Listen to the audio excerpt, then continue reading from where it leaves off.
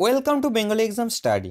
এটি হলো আমাদের ফুড সাপ্লাই এসআইয়ের ক্লাস নাম্বার 3 এবং এখানে আমরা আলোচনা করব 30টি গুরুত্বপূর্ণ জেনারেল সায়েন্সের কোশ্চেন নিয়ে।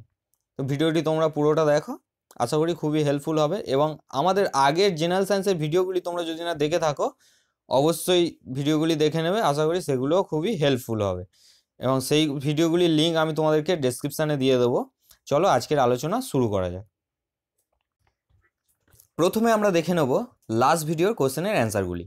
তো লাস্ট ভিডিওর প্রথম যে কোশ্চেনটি ছিল তোমাদের জন্য, সব থেকে উজ্জ্বলতম গ্রহের নাম কি? তো এর সঠিক অ্যান্সার হয়ে যাবে শুক্র। এবং শুক্রই হলো পৃথিবীর সব থেকে কাছের গ্রহ। তো অনেক সময় পরীক্ষায় কোশ্চেন এসে থাকে যে পৃথিবীর সব থেকে কাছের গ্রহের নাম কি, তখন অ্যান্সারটি হয়ে যাবে কিন্তু শুক্র। চলো সেকেন্ড কোশ্চেন। ভারতে এশিয়াটিক সোসাইটির প্রতিস্থাপনা কে করেছিলেন? ভারতে এশিয়াটিক সোসাইটির প্রতিস্থাপনা করেছিলেন স্যার উইলিয়াম জোন্স। কত সালে প্রতিষ্ঠা করেছিলেন? 1784 সালের 15ই জানুয়ারি। এবং এশিয়াটিক সোসাইটির প্রেজেন্ট প্রেসিডেন্টকে? প্রেজেন্ট প্রেসিডেন্ট হলো ঈসা মোহাম্মদ এবং এর অফিসটি কোথায় অবস্থিত? পার্ক স্ট্রিটে। এবার আমরা দেখে নেব আজকের দিনের কোশ্চেনগুলি। আজকের দিনের প্রথম কোশ্চেন আছে, কাঁচ উৎপাদনে কাঁচ মধ্যস্থ বায়ু নিষ্কাশন করতে কোন উপাদান ব্যবহার করা হয়? তো এর সঠিক অ্যান্সারটি হবে আর্সেনাস অক্সাইড। এই আর্সেনাস অক্সাইডের সংকেত কি? AS4O6। চলো পরের কোশ্চেন। অপটিক ফাইবার মূলত কোন কাজে ব্যবহৃত হয়? তো অপটিক ফাইবার মূলত কমিউনিকেশনের কাজে ব্যবহৃত হয় এবং এই অপটিক ফাইবারটি কাঁচ বা প্লাস্টিক দিয়ে তৈরি পাতলা স্বচ্ছ তন্তুবিশেষ। এর সাহায্যে কী করা হয়? বেশি দূরত্বে কম সময়ে বিপুল পরিমাণ তথ্য পরিবহন করা হয়। আর অপটিক ফাইবার কে আবিষ্কার করেছিলেন?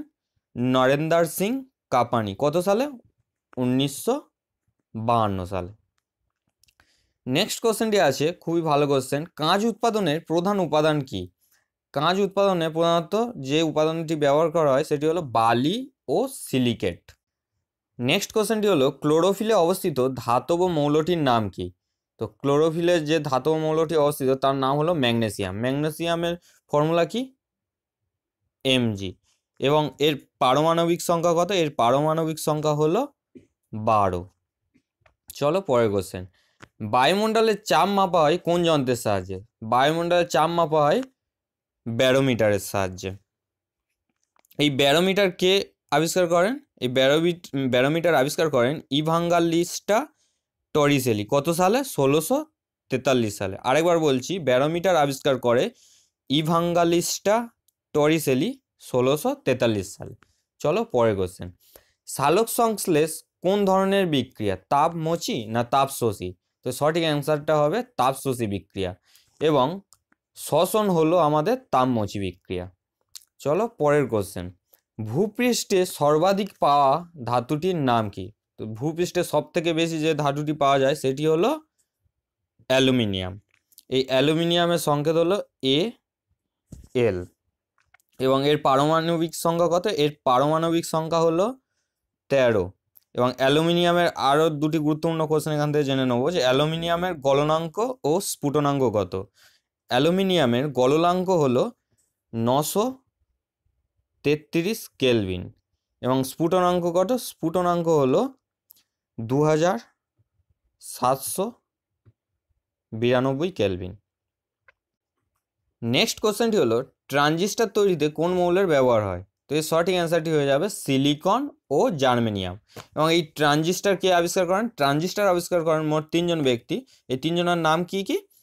জন বার্ডিন, উইলিয়াম ব্রাডফোর্ড শকলি এবং ওয়াল্টার ব্রাটেন। এবং কত সালে ট্রানজিস্টার আবিষ্কার হয়? 1947 সালে। চলো দেখে নেব পরের কোশ্চেন। পরের কোশ্চেনটি হলো, পানীয় জলের বিশুদ্ধিকরণে ব্যবহৃত একটি উপাদানের নাম করো। পানীয় জলের বিশুদ্ধিকরণের জন্য মূলত যে উপাদানটি ব্যবহৃত হয় সেটি হলো পটাশিয়াম পারম্যাঙ্গানেট। এখানে স্পেলিংটি ভুল আছে, এটি হবে পটাশিয়াম পারম্যাঙ্গানেট। এবং এর রাসায়নিক সংকেত কি? এর ফর্মুলা হলো KMnO4। রাসায়নিক সংকেত কি? KMnO4। চলো পরের কোশ্চেন। কাকে অয়েল অফ ভিট্রিয়ল বলা হয়? তো অয়েল অফ ভিট্রিয়ল বলা হয় সালফিউরিক অ্যাসিডকে। এই কোশ্চেনটা নিয়ে আমরা বহুবার আলোচনা করেছি এবং এর সংকেত কি? এর সংকেত হলো H2SO4।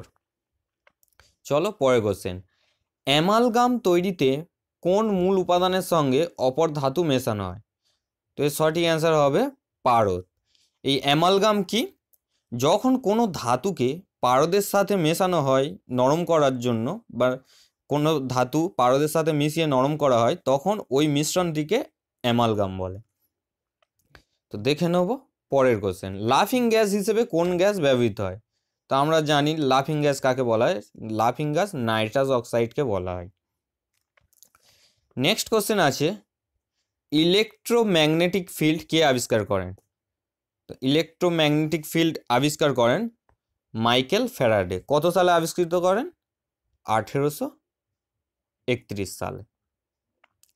নেক্সট কোশ্চেন হলো, ন্যাপথলিনের রাসায়নিক সংকেত কি?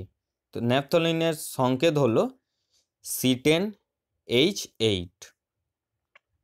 চলো পরের কোশ্চেন, সূর্যের চারিদিকে পৃথিবীর প্রদক্ষিণ বেগ কত?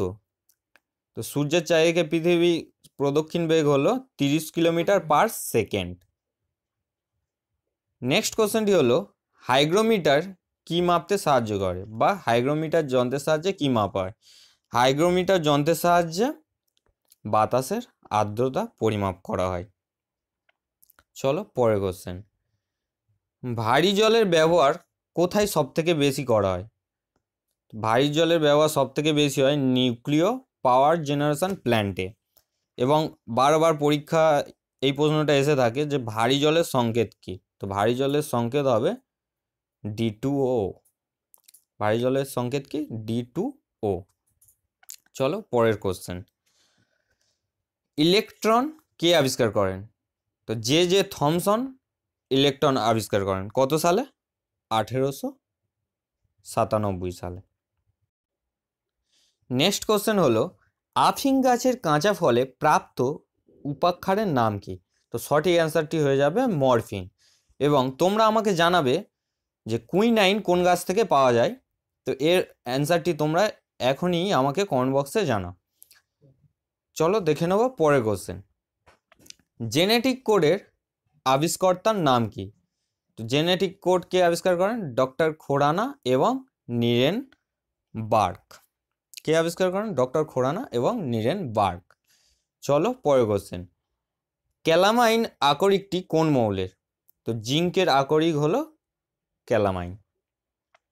নেক্সট কোশ্চেনটি খুবই ভালো কোশ্চেন, ভারতে নিউক্লিয়ার সায়েন্সের জনক কাকে বলা হয়? তো ভারতের নিউক্লিয়ার সায়েন্সের জনক বলা হয় হোমি জাহাঙ্গীর ভাবাকে।